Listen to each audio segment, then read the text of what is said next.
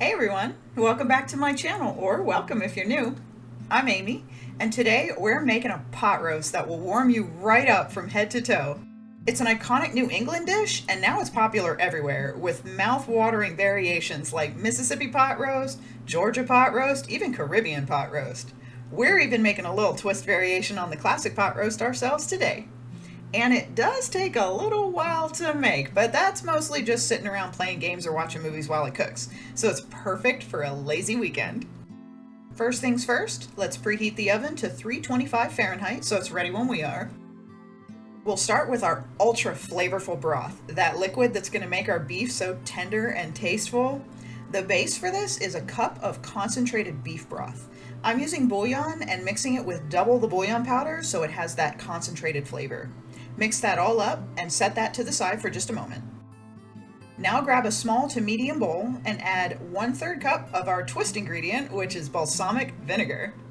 Next, add a half cup of red wine vinegar, and you could also substitute this with red wine if you want to.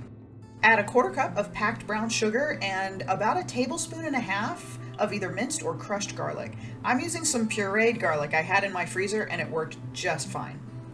Now pour in our concentrated beef broth that we just made and whisk this all up so the sugar melts and the garlic is incorporated. Now just set this aside for later.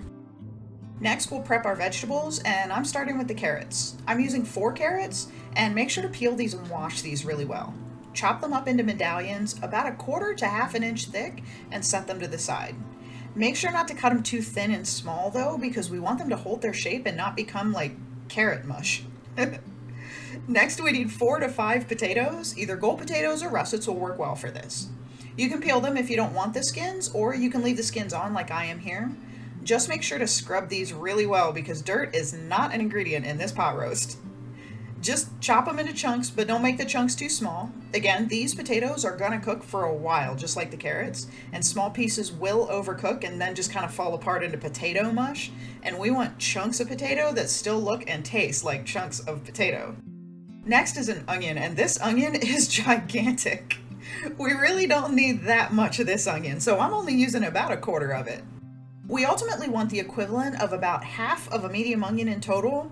You also don't need to cut this into small pieces either, because this is going to cook for even longer than the carrots and potatoes, and even big pieces of onion will be almost completely melted into the broth at the end. So it's just another really rough chop. Last is our beef, and I have about 1.5 pounds chuck roast here.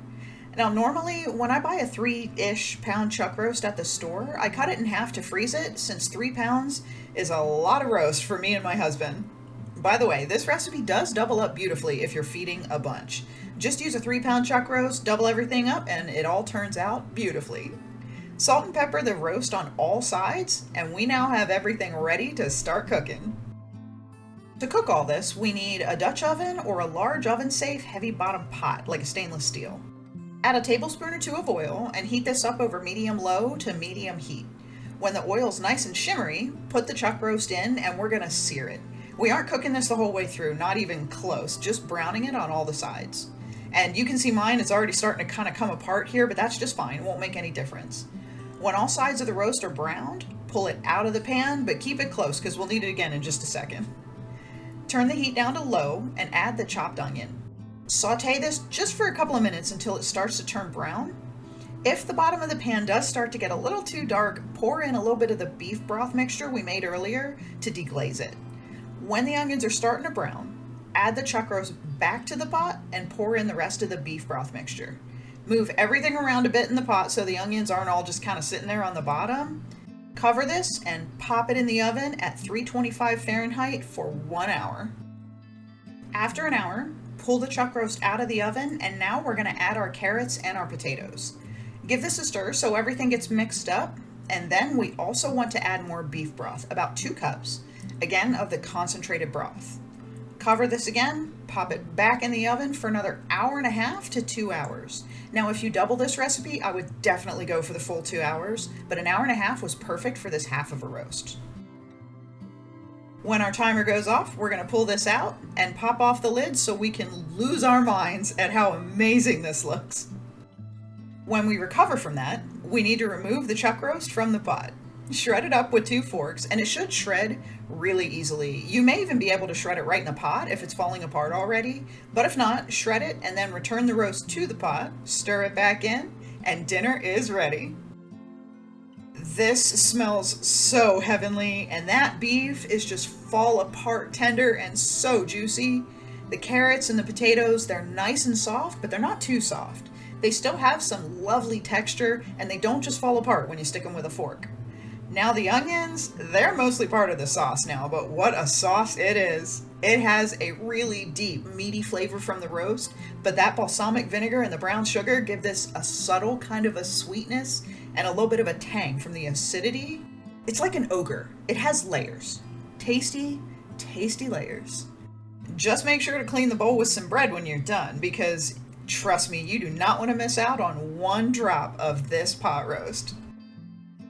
Thank you so much for watching my video. Please like and subscribe and leave me a comment because it really helps out my channel.